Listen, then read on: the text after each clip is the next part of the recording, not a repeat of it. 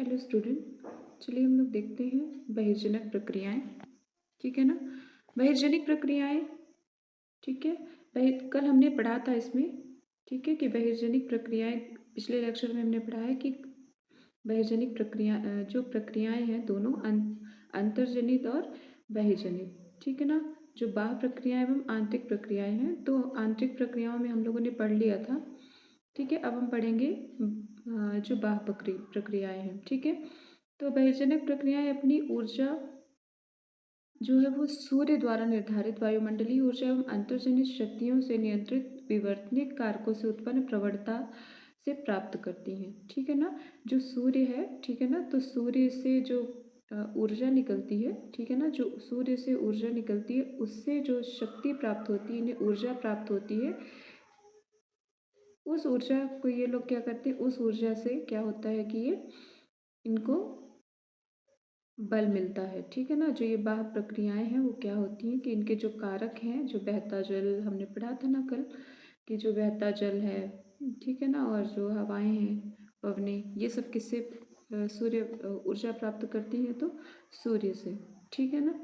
अंतर्जनिक शक्तियाँ से नियंत्रित विवर्तनिक कारकों से उत्पन्न प्रवणता से प्राप्त करती हैं। ठीक है ना।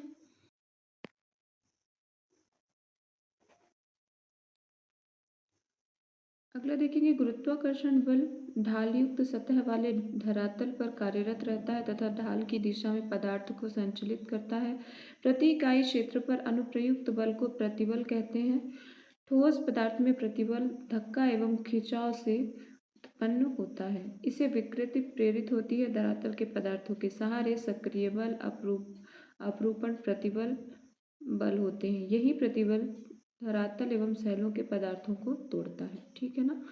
जो गुरुत्वाकर्षण बल है, ठीक है ना, वो क्या करता है, ढाल की दिशा में क्या करता है, पदार्थों को, जैसे मान लीजिए कि यहाँ पर कोई चट्टान है या कोई मलबा है या, ठीक है ना, और ये इस तरह से पहाड़ी के ऊपरी क्षेत्र पर जमा है, तो गुरुत्वाकर्षण बल के कारण क्या होता है कि ये इस ढाल के सहारे नीचे आता है और निक्षेपित होता है। ठीक है।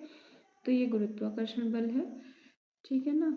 और जो ये प्रतिबल है, ठीक है ना, ये क्या करता है कि चट्टानों को तोड़ने में सहायता करता है। और गुरुत्वाकर्षण के बल क्या करता है कि इसके एक तरह से कहें तो हम परिवहन में इसके मदद करता है। ठीक है ना। कौन? गुरुत्वाकर्षण बल। फिर हम लोग इसके आगे देखते हैं। देखिए यहाँ पर अनाच्छादित प्रक्रियाएं दिया गया है, ग्राफ के माध्यम से समझाया गया है। इसे ग्राफ बनाकर आप लोग अपने क्लास के दीवार पर लगा सकते हैं। ठीक है ना। अनाच्छादित प्रक्रियाएं हम लोग देखेंगे तो देखिए इसमें क्या दिया गया है, प्रक्रिया, ठीक है ना, फिर ये प्रेरक बल। ठीक है। तो अपक्षय के लिए कौन सी प्रक्रिया, अपक्षय होता है, ठीक है ना। अपक्षय खुद में एक प्रक्रिया है, तो अपक्षय होता है, तो अपक्षय के लिए प्रेरक बल कौन कौन सा है, तो इसमें गुरुत्वाकर्षण हो गया, ठीक है ना, आणविक दाब हो गया और रासायनिक क्रियाएं हो गई। इनकी वजह से क्या होता है, अपक्षय होता है। ठीक है ना। दाब की वजह से कहीं पर दाब अधिक लगा, कहीं पर दाब मुक्त हो गया। ठीक है ना, मतलब उसी चट्टान पे दाब लगा और फिर दाब मुक्त हो गया। ठीक, तो उससे भी अपक्षय होता है। और फिर दूसरा रासायनिक क्रियाएं जो होती हैं, जो रासायनिक अपक्षय है हमारा क्या होता है, गोलीकरण के द्वारा रासायनिक अपक्षय होता है। ठीक है। फिर हम लोग देखेंगे बृहद संचलन। तो बृहद संचलन गुरुत्वाकर्षण बल के कारण ही होता है, अभी बताया गया है।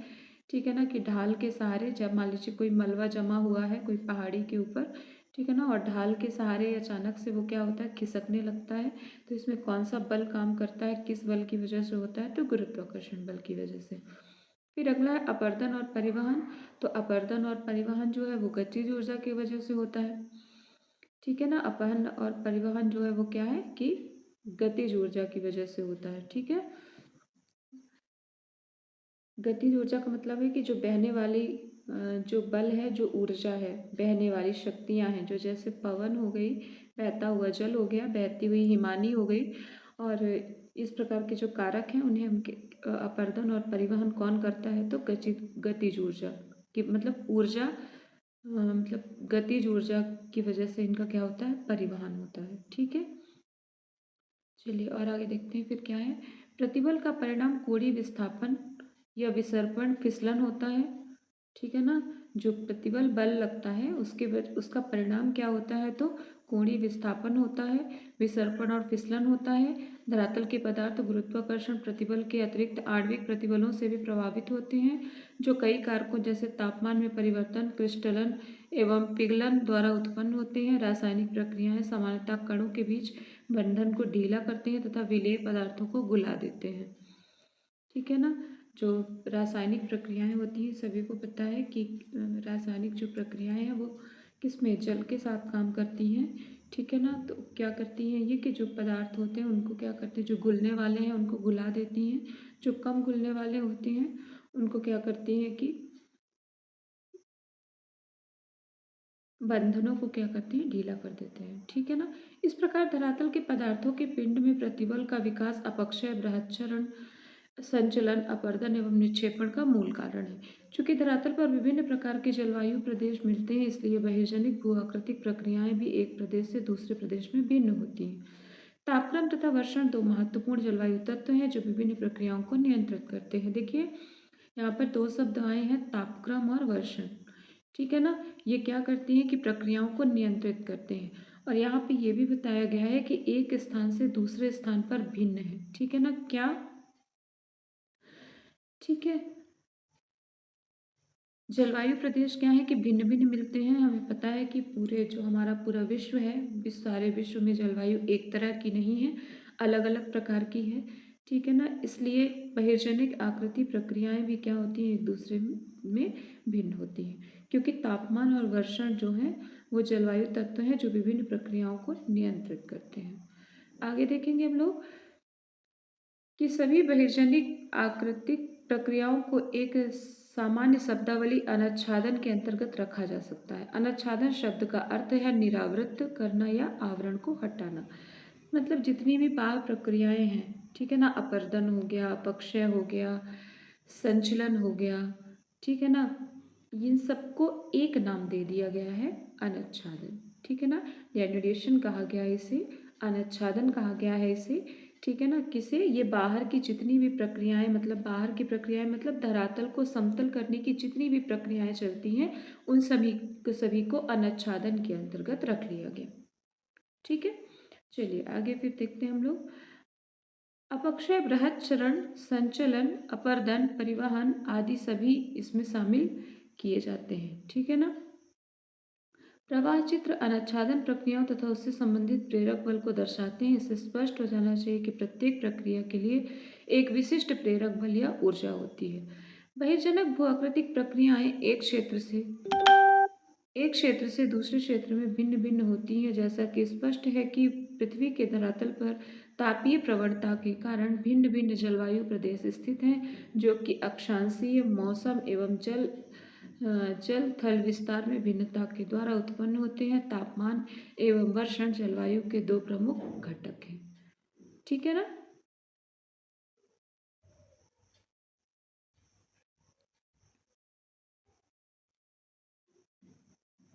ये वही है जो अभी पढ़ाया गया है कि किसकी वजह से, पृथ्वी के धरातल पर तापीय प्रवणता के कारण, मतलब ताप एक जगह से दूसरी जगह पर ताप क्या है कि एक जैसा नहीं है। इसकी वजह से क्या है कि जलवायु भिन्न भिन्न पाई जाती है और यही इसका एक कारण है।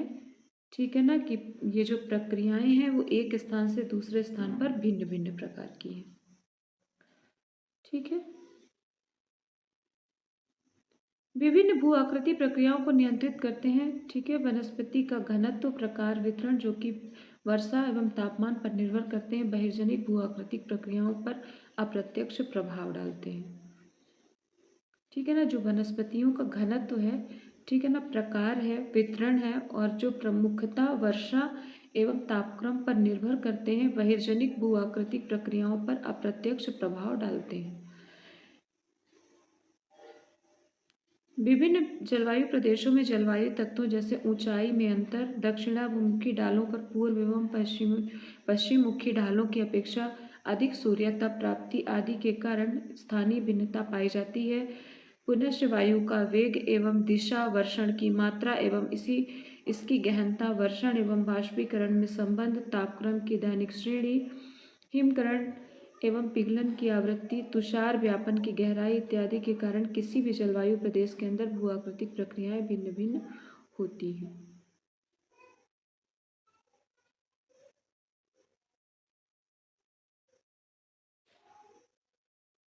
इसमें कुछ भी समझाने योग्य नहीं लग रहा है, ठीक है। अगर कुछ समझ में नहीं आ रहा है तो पूछ सकते हैं स्टूडेंट आप लोग। इसमें देखिए जो प्रक्रियाएं हैं इसमें इसका सारांश बता दें कि लेखक यहाँ पर बताना चाहते हैं कि भिन्न भिन्न जो जलवायु प्रदेश हैं, ठीक है ना। जैसे मान लीजिए हम लोग भारत के संदर्भ में लेते हैं, ठीक है ना। जैसे मान लीजिए हम लोग भारत के संदर्भ में ले लें, तो जो जो जलवायु जो भिन्न भिन्न है, ठीक है ना, उसकी वजह से क्या होता है कि जैसे मान लीजिए यहाँ पर राजस्थान वाला क्षेत्र है, जो हमारा गुजरात राजस्थान वाला रेगिस्तान है, जहाँ पर थार का मरुस्थल वाला क्षेत्र अगर हम ले लेते हैं, तो इसमें क्या होता है कि इसमें क्या है कि पवन, क्योंकि यहाँ की जलवायु गर्म है सभी को पता है, तो यहाँ पर कौन सा कारक काम करेगा, यहाँ पर काम करेगा कौन सा, तो पवन, पवन इस पर कार्य करेगी, ठीक है। उसके बाद फिर अगर हम मान लीजिए कि यहाँ पर हाँ, यहाँ पर मान लीजिए कि अगर हिम क्षेत्र है, ठीक है ना, तो यहाँ पर हमेशा मान लीजिए हिम जमा रहता है, तो यहाँ पर कौन सा कारक काम करेगा, हिमानी काम करेगी, ठीक है ना। यहाँ पर अपरदन निक्षेपण हिमानी करेगी। और जहाँ पर नदियाँ निकल रही हैं, ठीक है ना, नदियों वाले क्षेत्र में क्या होगा, नदियाँ बहता हुआ जल अपना अपरदन करेगा, ठीक है ना। तो इस तरह से जो ये सागर के किनारे वाले क्षेत्र हैं, ठीक है, यहाँ पर सागरी लहरें अपना काम करेंगी। तो जो जलवायु और तापक्रम की भिन्नता है, ठीक है ना, वर्षण की, जलवायु की, तापक्रम की, जो ये मतलब तापक्रम और वर्षण तो जलवायु के ही तत्व हैं। तो जलवायु की जो भिन्नता है, ठीक है ना, वो डिसाइड करते हैं कि कहाँ पर कौन सा प्रक्रम कार्य करेगा और किस तरह से अपक्षय होगा, किस तरह से अपरदन होगा और किस तरह से निक्षेपण होगा, ठीक है ना। ये सारी चीज़ें इसमें आप लोगों को बताई गई हैं।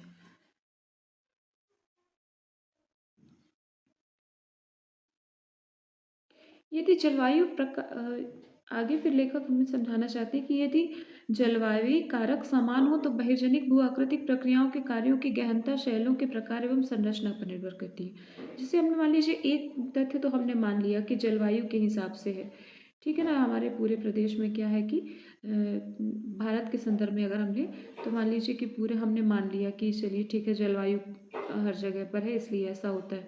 तो लेखक का कहना है कि जलवायु, अगर हम ये मान लें कि जलवायु, पूरे भारत की जलवायु हमारी एक जैसी है, ठीक है ना, तब तो हर जगह पर समान अपक्षय अपरदन होना चाहिए, पर ऐसा नहीं होता है। इसका दूसरा कारक क्या है, जलवायु इसका पहला कारक है। दूसरा इसका कारक ये है कि यहाँ पर जो चट्टानें हैं, ये इसकी चट्टानों की प्रकृति पर निर्भर करती है, ठीक है ना। कहाँ की चट्टानें मुलायम हैं और कहाँ की चट्टानें कठोर हैं। हम लोग देखते हैं, अक्सर आप लोग देखते होंगे, हम मतलब सभी लोग हम लोग देखते हैं कि जो नदियाँ हैं वो क्या करती हैं, क्या अपने उद्गम स्थल से लेकर के क्या पूरे समुद्र तल को प्राप्त करते तक, ठीक है ना, क्या ये हर जगह पर झरने बनाती हैं, तो ऐसा नहीं है। देखिए पठारी क्षेत्रों में आप नदियों को देखेंगे तो कहीं पर ये सुंदरमय झरने बनाती हैं और कहीं पर एकदम नॉर्मल बहती हैं, कहीं पर ये लंबी घाटियाँ, गहरी घाटियाँ बना लेती हैं। तो ये सब क्यों होता है, ये चट्टानों की संरचना की वजह से होता है, ठीक है ना। कहीं पर चट्टानें मान लीजिए अधिक कठोर हैं, तो वहाँ पर, जहाँ पर मान लीजिए चट्टानें अधिक कठोर हैं तो वहाँ पर काट छाट कम कर पाती हैं, तो वहाँ पर गहरी घाटियाँ भी नहीं बनती। और जहाँ पर चट्टानें थोड़ा सा मुलायम है वहाँ पर ये अपनी घाटियाँ क्या करती हैं, गहरी बना लेती हैं, और ये घाटियों के तो इस तरह से इनका कहना है कि जलवायु कारक अगर समान हो तो बहिर्जनक भूआकृतिक प्रक्रियाओं के कार्यों की गहनता शैलों की प्रकार एवं संरचना पर निर्भर करती है। संरचना में वलन, भ्रंश, संस्तर, पूर्वाभिमुखीकरण, झुकाव, जोड़ों की उपस्थिति, अनुपस्थिति, संस्तरण, तल और घटक खनिजों की कठोरता या कोमलता, उनकी रासायनिक संवेदनशीलता, पारगम्यता या अपारगम्यता इत्यादि शामिल माने गए हैं, ठीक है। तो इतनी सारी चीज़ें क्या होती हैं कि चट्टानों की ये जो प्रकृति है इतने प्रकार की हो सकती है, ठीक है ना। कि ये वलन वाली चट्टानें थीं, या इनमें कभी भ्रंशन जैसी प्रक्रिया हुई है, इनका संस्तर मतलब ये क्रमिक किस तरह से कठोर है, कोमल है, किस तरह से इनकी संस्तरण इनका बन रहा है, जोड़ों की उपस्थिति अनुपस्थिति कैसे है, घटक खनिजों की कठोरता तथा कोमलता इनकी किस प्रकार की है, तो ये इनकी पूरी प्रकृति डिसाइड करेगी कि इनमें अपक्षय अपर्दन, ठीक है ना, किस तरह से होगा, ये बताना चाहते हैं लेखक। ठीक है, तो चलिए यहाँ पे ये चित्र दिया गया है एक, इसे हम लोग देख लेते हैं। तो 1 नंबर पे क्या है, इन्होंने कि न्यूटन सेल को जोड़ा है। ठीक है, फिर 2 में सूक्ष्म रासायनिक परिवर्तन क्षेत्र, ठीक है ना। 3 में सामान्य से अच्छा रासायनिक परिवर्तन क्षेत्र जो है वो 3 वाला जोन ये है। 4 में मृत्तिका खनिज क्षेत्र जोड़ा है, ठीक है ना, ये यहाँ पर है। और 5 में फिर जोड़ा है एल्यूमिनियम ऑक्साइड अधिकता का क्षेत्र, जो ये वाला क्षेत्र है। 6 में हमने लोहा तथा एल्यूमिनियम ऑक्साइड युक्त वो जोड़ा है, तो यहाँ पर है। ठीक है, तो यहाँ पर देख लेंगे हम लोग कि टुंड्रा प्रदेश की है, फिर टैगा प्रदेश की है, स्टेपी प्रदेश की है, अर्ध मरुस्थल की है, सवाना की है और उष्णकटिबंधीय वर्षावनों की है। ठीक है ना, ये जलवायु एवं अपक्षय, ठीक है ना, मेंटल की गहराई, स्ट्रोक रूपांतरित एवं संशोधित, स्ट्रोक, ठीक है ना, इसका ये 1967 से रूपांतरित एवं संशोधित किया गया। ये जलवायु एवं अपक्षय मेंटल की गहराई बताया गया है यहाँ पर। ठीक है, विभिन्न प्रकार की शैलें अपनी संरचना में भिन्नता के कारण भू आकृति प्रक्रियाओं के प्रति विभिन्न प्रतिरोध क्षमता प्रस्तुत करती है। ठीक है ना, एक विशेष क्षमता प्रस्तुत करती है। एक विशेष सेल एक प्रक्रिया के प्रति प्रतिरोध पूर्ण तथा वहीं दूसरी प्रक्रिया के प्रतिरोध रहित हो सकती है। विभिन्न जलवायु दशाओं में एक विशेष प्रकार की शैलें भू आकृतिक प्रक्रियाओं के प्रति भिन्न भिन्न अंशों का प्रतिरोध प्रस्तुत करती है। अतः यह दरें भिन्न दरों पर कार्यरत रहती है तथा स्थलाकृति में भिन्नता के कारण बन जाती है। अधिकांश बहिर्जनक तथा भू आकृतिक प्रक्रियाओं का प्रभाव थोड़ा एवं मंद होता है तथा अल्पावधि में अवनवगम्य हो सकता है। दीर्घावधि में सतत श्रांति के कारण सेलों की तीव्र रूप में प्रभावित होती है। देखिए, इसमें कहने का मतलब ये है यहाँ पर, ठीक है, कि एक विशेष सेल एक प्रक्रिया के प्रति रोधपूर्ण वहीं दूसरे के प्रति प्रतिरोधपूर्ण रहित हो सकती है। देखिए, जो एक हमारी जो यहाँ पर हम मानते हैं कि मान लो एक सेल है, ठीक है ना, तो वो क्या करती है कि एक प्रक्रिया का विरोध भी कर सकती है और दूसरे का विरोध नहीं भी कर सकती। ठीक है, जैसे मान लीजिए कि हमारी कठोर चट्टानें हैं, अगर हम आग्नेय चट्टानों को ले लें, कहीं पर मान लीजिए कि उदाहरण के लिए हम आग्नेय चट्टानें ले लें, तो इसमें अगर बारिश होगी, ठीक है ना, बारिश होगी तो क्या होगा, बारिश से ये घुलने वाली नहीं है। ठीक है ना, तो मतलब ये इसमें क्या किया कि जो भूमिगत जल वाला जो काष्ठ प्रदेश में जल का जो गोलीकर मतलब जो रासायनिक अपक्षय है, रासायनिक अपक्षय का इसने क्या किया, विरोध किया। ठीक है ना, वहीं ये क्या करती है कि ये यांत्रिक अपक्षय का विरोध नहीं कर पाती है। मतलब कि रासायनिक अपक्षय का इसने विरोध कर लिया, लेकिन ये यांत्रिक अपक्षय का विरोध नहीं कर पाती है। मतलब यांत्रिक तरीके से इसे काट छाट कर दिया जाता है। आगे हम पढ़ेंगे कि रासायनिक और यांत्रिक अपक्षय क्या है। ठीक है ना, तो यहाँ पर यही लेखक इसको आप लोगों को समझाना चाहते हैं कि एक प्रक्रिया का विरोध कर सकती है और दूसरी प्रक्रिया का विरोध नहीं भी कर सकती। ठीक है ना, मतलब क्षमता के ऊपर डिपेंड करता है कि उसके अंदर क्षमता है कि वो घुलेगी नहीं। मतलब उसने रासायनिक प्रक्रिया का विरोध कर लिया जो आग्नेय चट्टानें हैं, और साथ ही साथ क्या किया इन्होंने कि ये यांत्रिक अपक्षय का ये विरोध नहीं कर पाई। ठीक है, चलिए आगे देखते हैं हम लोग इसमें। अंततः यह तथ्य स्पष्ट हो जाता है कि धरातल पर भिन्नता यद्यपि मूल रूप से भूपर्पटी के उद्भव से संबंधित है, ठीक है ना, तथापि धरातल के पदार्थों के प्रकार एवं संरचना के अंतर, भू आकृतिक प्रक्रियाओं एवं उनके सक्रियता दर में अंतर आदि के कारण एक न एक रूप में विद्यमान रहती है। ठीक है, आगे देखते हैं हम लोग अपक्षय। ठीक ना, हम लोग देखते हैं कि वेदरिंग किस तरह से होता है।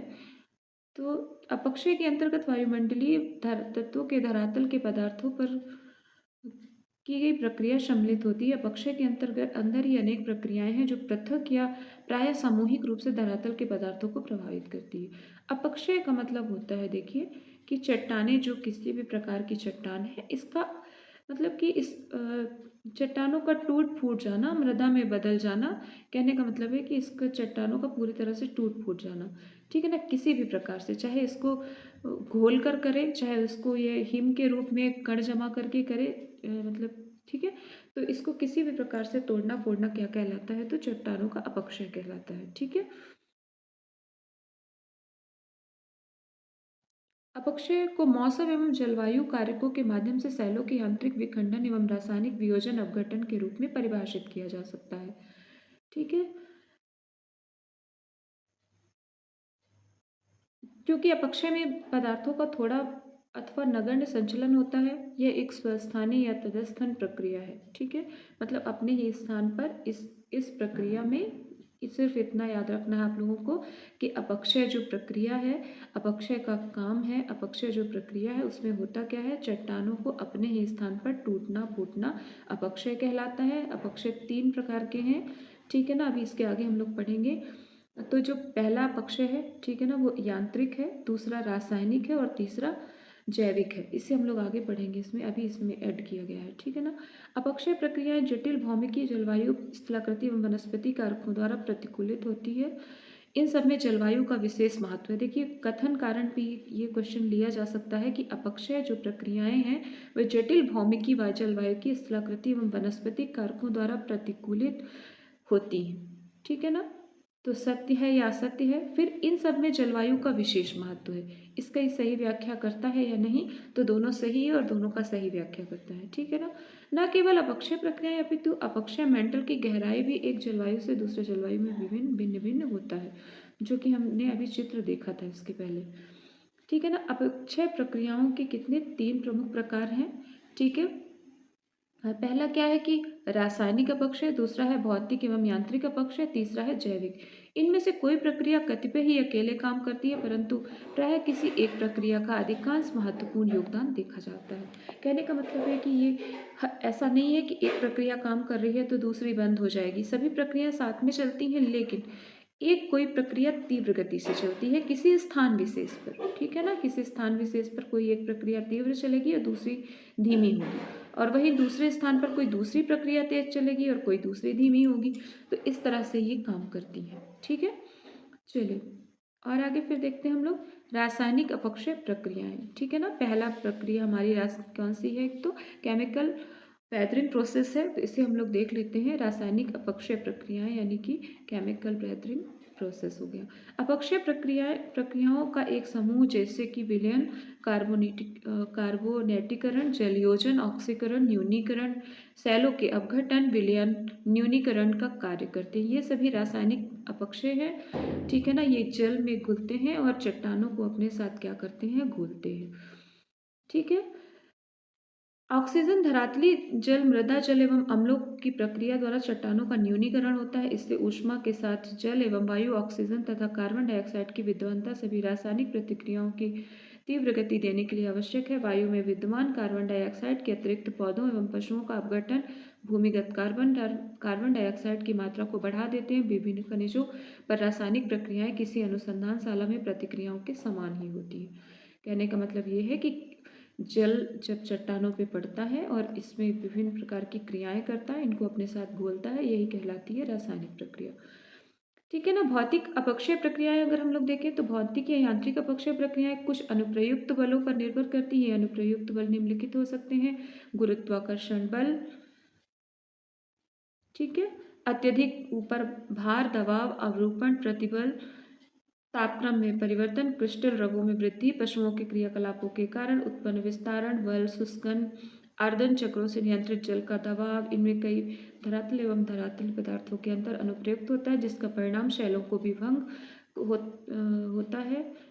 भौतिक अपक्षय प्रक्रियाओं में अधिकांश तापीय विस्तारण एवं दबाव के निर्मुक्त होने के कारण होता है। ये प्रक्रियाएं लघु एवं मंद होती हैं, परंतु कई बार संकुचन एवं विस्तारण के कारण सेलों की सतत श्रांति के फलस्वरूप ये सेल में बड़ी हानि पहुंचा सकती है। देखिए, यांत्रिक अपक्षय का मतलब है कि जैसे मान लीजिए कोई यहाँ पर चट्टान है, ठीक है ना, और इसके ऊपर कोई बड़ी चट्टान रखी हुई है और कालांतर में इसका ये इसका जो है इसका अपर्दन हो गया, अपक्षय हो गया, कुछ भी हो गया, ये इससे हट गई और ये दाब मुक्त हो गई, ठीक है ना। तो दाब, पहले दाब था तब भी इस पे असर पड़ रहा था, फिर ये दाब मुक्त हुई तब भी इसमें असर पड़ा। तो इस तरह से इसके जो कण हैं वो कमज़ोर होके क्या होते हैं, टूटने लगते हैं। एक प्रोसेस ये हुई। दूसरी प्रोसेस ये हुई कि जब गर्म क्षेत्रों में क्या होता है, जहाँ पर अधिक गर्मी पड़ती है तो वहाँ पर दिन में क्या होता है कि अधिक तापमान होता है, जिसके कारण से क्या होती है, तापमान, चट्टानें बहुत ज़्यादा गर्म हो जाती हैं, ठीक है ना। दिन में अधिक तापमान के कारण चट्टानें क्या हुई, गर्म हुई, फिर रात्रि में वही चट्टानें, अधिक तापमान कम हो गया और चट्टानें क्या हुई कि ठंडी हो गई, और वैसे फिर इसी तरह से फिर से गर्म हुई, फिर से ठंडी हुई, फिर से गर्म हुई, फिर से ठंडी हुई।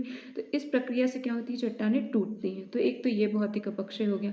तीसरा हो गया कि मान लीजिए हिमानी क्षेत्रों में ये जो दरारें होती हैं ना, चट्टानों में जो दरारें हैं, तो इनमें जल भर जाता है और फिर क्या होता है कि फिर इसमें जब जल फिर दिन में क्या होता है, पिघलता है ये जल, फिर क्योंकि पिघले हुए जल का फिर पिघलेगा, फिर बर्फ बनेगा। तो इस प्रक्रिया में इसको क्या होता है, आयतन इसका घटता बढ़ता है, इस कारण भी चट्टानें क्या होती हैं, टूट फूट जाती हैं। तो ये भी किसके अंतर्गत आता है, यांत्रिक अपक्षय के अंतर्गत आता है, ठीक है ना। चलिए इसके आगे हम लोग देखते हैं जैविक अपक्षय। जैविक अपक्षय जीवों की वृद्धि या संचलन से उत्पन्न अपक्षय, वातावरण वृद्धि या संचलन से उत्पन्न अपक्षय, वातावरण एवं भौतिक परिवर्तन से खनिजों से उत्पन्न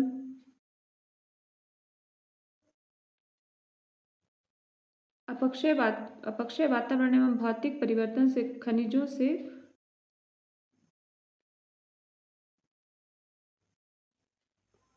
आयन के स्थानांतरण की दिशा में एक योगदान केचुआ, दीमक, कृंतक इत्यादि जीवों द्वारा बिल खोदने, वेजिंग द्वारा नई सतहों का निर्माण होता है। रासायनिक प्रक्रिया के लिए अनावृत सतह में नमी एवं हवा के वैधन सहायता मिलती है। मानव भी वनस्पतियों को अस्त व्यस्त कर, खेत जोतकर, मिट्टी कृषि में करके मिश्रण तथा उसमें नए संपर्क स्थापित करता है, ठीक है। पशुओं के ठीक है, इसमें पौधों की जड़ें धरा, देखिए इसमें जैविक अपक्षय मतलब जीवों द्वारा जो चट्टानों को हानि पहुंचाई जाती है उसे ही, उसको ही हम किसके अंतर्गत, तो जैविक अपक्षय के अंतर्गत रख लेते हैं। जैसे केचुए हो गए, दीमक हो गई, ये सब क्या करते हैं, मनुष्य हो गया, ये सब क्या करते हैं, लगभग चट्टानों को तोड़ते फोड़ते रहते हैं, ठीक है ना। इसमें पेड़ भी शामिल है क्योंकि पेड़ की जड़ें भी जब चट्टानों को तोड़ती फोड़ती हैं, ठीक है ना। तो इस तरह से ये सब किसके अंतर्गत आता है, तो जैविक अपक्षय के अंतर्गत आता है, ठीक है ना। चलिए इसके आगे हम लोग देखते हैं अपक्षय के विशेष प्रभाव। अपशल्कन, इसकी व्याख्या पहले ही भौतिक अपक्षय प्रक्रियाओं के तापीय एवं संकुचन, फैलाव तथा लवण अपक्षय के अंतर्गत की जा चुकी। अपशल्कन एक परिणाम है, प्रक्रिया नहीं। देखिए जो अपशल्कन है वो इस तरह से काम करता है कि अपशल्कन जो है, जैसे मान लीजिए कोई चट्टान है और इसकी परत दर परत, ठीक है ना, परतों में ये जब टूटती है चट्टान तो इसे अपशल्कन कहते हैं, ठीक है ना। इसको याद रखेंगे कि जैसे प्याज के छिलके हम लोग अलग करते हैं ना, इस तरह से मतलब इस तरह से ये चट्टानों का अपरदन इस तरह से जब होता है तो इसे हम अपशल्कन कहते हैं। शैल आधार, शैल के ऊपर से मोटे तौर पर घुमावदार चट्टान के रूप में उत्खंडित या पत्रांकन होता है, जिसके परिणाम स्वरूप चिकनी एवं गोल सतह का निर्माण होता है। अपशल्कन जो है वो आभारीकरण, ठीक है ना, एवं एक मिनट, आभारितकरण एवं तापमान परिवर्तन द्वारा प्रेरित फैलाव एवं संकुचन के कारण भी होता है। अपशल्कित गुंबद एवं टार्स क्रमशः आभारितकरण एवं तापीय संकुचन से उत्पन्न होते हैं, ठीक है। ये अपशल्कन को बताया गया है, पत्रांकन को बताया गया है। ये सब चट्टानों के परत दर परत विखंडन को, ठीक है ना, प्रदर्शित करता है। जैसे कोई चट्टान है वो परत दर परत अगर निकलती जा रही है तो उसे हम लोग क्या कहते हैं, तापीय मतलब अपशल्कन कहते हैं, ठीक है ना, और पत्रांकन, ठीक है ना, ये सब इसी में शामिल है। अगला हम लोग देखेंगे अपक्षय का महत्व, ठीक है। चलिए इसका हम लोग महत्व देख लेते हैं। अपक्षय प्रक्रियाएं सेलों को छोटे छोटे टुकड़ों में तोड़ने न केवल आवरण एवं प्रशस्त मृदा निर्माण के लिए मार्ग प्रशस्त करते हैं, अपितु अपर्दन एवं बृहद संचलन के लिए भी उत्तरदायी होते हैं। जैव मात्र एवं जैव विविधता प्रमुखता वनों की देन है तथा वन अपक्षयी प्रवाह की गहराई पर निर्भर करता है। यदि शैलों का अपक्षय न हो तो अपर्दन का कोई महत्व नहीं है। इसका अर्थ है कि अपक्षय बृहदशरण अपवर्दन उच्चावच के लघुकरण में सहायक होता है एवं स्थलाकृतियां अपर्दन का परिणाम है। देखिए, जो अपक्षय है वो क्या करता है, एक तो मृदा के निर्माण में काम करता है, क्योंकि हमने देखा था कि पृथ्वी की जब उत्पत्ति हुई थी तो पृथ्वी कैसी एकदम गर्म, ठीक है ना, चट्टानें इसकी कट थी, ठीक है। तो इस तरह में तो कोई वनस्पति नहीं उग सकती थी, ठीक है। जब ये क्या हुई, टूटी फूटी और इसमें फिर मृदा निर्माण हुआ तब जाके वनस्पति उगी, ठीक है ना। और उसके साथ ही साथ क्या है कि वनस्पति इसी की देन है, ठीक है ना।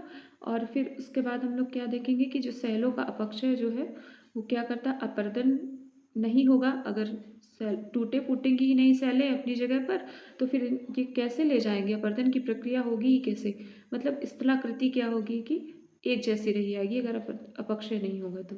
सेलों का अपक्षय एवं निक्षेपण राष्ट्रीय अर्थव्यवस्था के लिए महत्वपूर्ण है, क्योंकि जो मूल्यवान खनिज हैं जैसे लोहा, मैग्नीज, एल्यूमिनियम, तांबा, अयस्कों के समृद्धिकरण एवं संकेंद्रण में ये सहायक है। अपक्षय मृदा निर्माण की एक महत्वपूर्ण प्रक्रिया है। जो विभिन्न प्रकार के हमारे खनिज हैं वो भी अपक्षय का ही परिणाम है, ठीक है। आगे देखते हैं कि जब सेलों का अपक्षय होता है तो कुछ पदार्थ भूमिगत जल द्वारा रासायनिक भौतिक निच्छालन के माध्यम से स्थानांतरित हो जाते हैं। बहुमूल्य पदार्थों का संकेंद्रण हो जाता है। इस प्रकार से अपक्षय के बिना बहुमूल्य पदार्थों का संकेंद्रण अपर्याप्त होगा। आर्थिक दृष्टि से उनका दोहन, प्रक्रमण तथा शोधन के लिए अब व्यवहार्य नहीं होगा। इसी को समृद्धिकरण कहते हैं। जो हमारे विशेष प्रकार के खनिज हैं, जो मूल्यवान खनिज हैं, ठीक है ना, जिससे हमारे देश की अर्थव्यवस्था या किसी भी देश की अर्थव्यवस्था मजबूत होती है, तो कहीं ना कहीं ये क्या है कि अपक्षय का ही परिणाम है, क्योंकि इससे क्या होते हैं कि वे एक साथ एकत्र होते हैं, ठीक है। यहाँ पे जैसा कि हमने इस पैरा में पढ़ा है, ठीक है। अगला है हमारा बृहद संचलन, फिर है भूस्खलन, फिर है अपर्दन एवं निक्षेपण। चलिए हम आज इतना ही पढ़ते हैं, इसको हम नेक्स्ट क्लास में कर लेंगे, ठीक है ना। बृहद संचलन से हम लोग नेक्स्ट क्लास में कर लेंगे, ठीक है स्टूडेंट, टेक केयर।